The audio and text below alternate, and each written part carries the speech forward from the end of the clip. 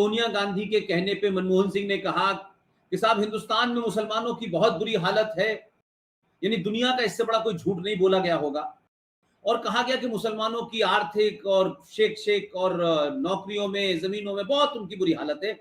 आज हमारे साथ एक बार फिर सुप्रीम कोर्ट के जाने माने युवा वकील और कई ऐसे मामलों में सुप्रीम कोर्ट में लड़ाई लड़ रहे हैं जो अब तक लोगों ने इन मुद्दों की तरफ न ध्यान दिया और ना ही इन मुद्दों को कभी भी कोर्ट में चैलेंज किया गया।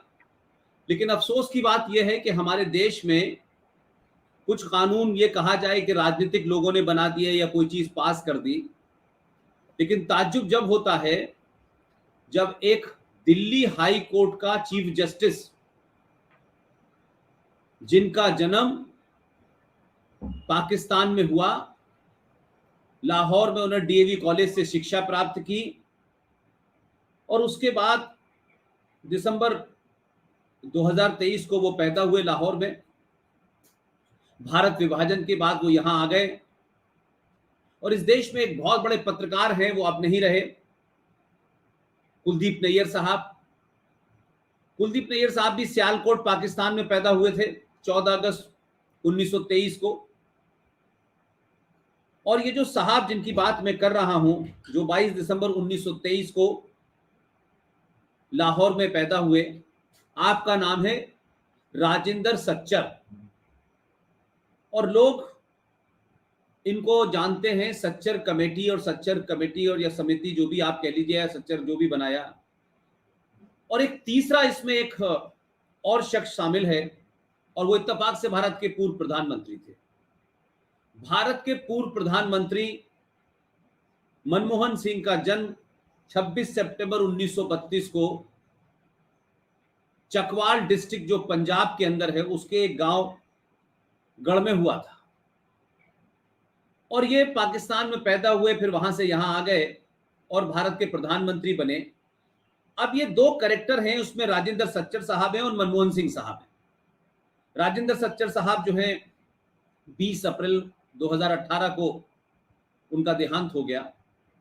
लेकिन इस बीच में राजेंद्र सच्चर और मनमोहन सिंह की बात इसलिए बता रहा हूं मैं कि राजेंद्र सच्चर साहब को सोनिया गांधी के कहने पे मनमोहन सिंह ने कहा कि साहब हिंदुस्तान में मुसलमानों की बहुत बुरी हालत है और एक नैरेटिव क्रिएट किया गया कि मुसलमान जो है वो दलितों से भी बदतर हैं, यानी दुनिया का इससे बड़ा कोई झूठ नहीं बोला गया होगा।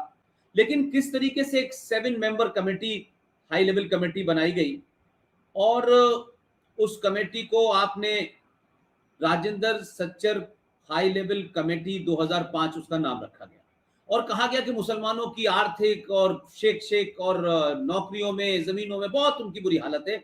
इसलिए इसके माध्यम से आपने उसका अध्ययन किया और एक कमेटी की रिपोर्ट सौंप दी। और इस भारत के अंदर संविधान की अवहेलना करते हुए, जिस संविधान की आर्टिकल 14 ये कहता हो कि देश का हर आदमी बराबर है, उसके अधिकार बराबर हैं, उसको अलग से देने की जरूरत नहीं, लेकिन 2014 की अवहेलना करके हमने आर्टिकल 30 दिया, जिसके अंदर उनको अलग से कहा कि आप मदरसे बना लीजिए, ये बना लीजिए, फलाना कर लीजिए। और फिर हमने ये 2006 के अंदर इस कमीशन की रिपोर्ट सरकार को सौंपी और फिर सरकार ने धड़ल्ले से इसको बेचा। करोड़ों करोड़ों रुपया इसके माध्यम से बांटा गया, सिर्फ इसलिए कि मुसलमानों को खुश करना है, जबकि मुसलमान इस देश में सेकंड लार्जेस्ट मेजॉरिटी है।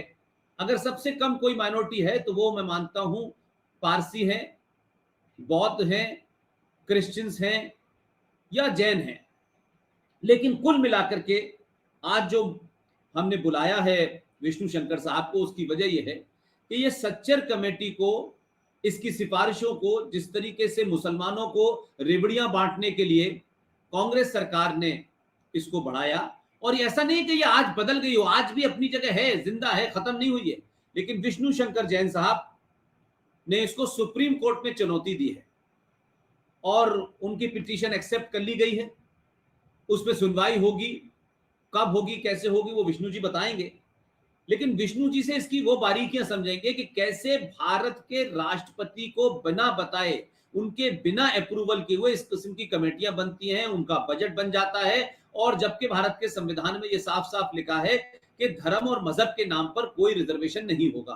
तो आपने रिजर्वेशन न देकर के पहले कैसे 1993 के अंदर माइनॉरिटी कमीशन बना करके मुसलमानों को अपीस किया, फिर सच्चर कमेटी बना के किया, फिर एजुकेशन बोर्ड बना के किया, फिर आपने वक्फ प्रॉपर्टी एक्ट 2013 को जिसको पहले चैलेंज कर रखा है। तो एक तरीके से इस देश में मुसलमानों को होड़ लगी हुई है कि भारत के संविधान को ताक पे रख दो, भारत की मेजोरिटी को ताक पे रख दो, भारत की कानून व्यवस्था को ताक पे रख दो। उनको खुली छूट दे दी गई है, जो तुम चाहे करो, वक्फ प्रॉपर्टी के नाम पे सरकारी जमीन, सरकारी बिल्डिंग, हिंदुओं के ट्रस्टों को हड़प लो, सड़कों पे मजार बना दो, उन सड़कों पे मजार बना दो और उसके बाद फिर उसको वहां पे कुत्ता बाबा और बिल्ली बाबा और कबूतर बाबा टाइप की दुकानें चलाओ और जमीन घेरो। तो ये जो एक अनार्की इस देश में फैली हुई है, इस अनार्की में इस सच्चर कमीशन के बारे में विष्णु शंकर जैन से जानते हैं कि क्या बारीकियां हैं और क्यों उन्हें लगता है कि वो केस जीतेंगे और क्यों ये संविधान विरोधी है और क्या उनके तर्क हैं। विष्णु शंकर जी, आप अपनी बात रखिए।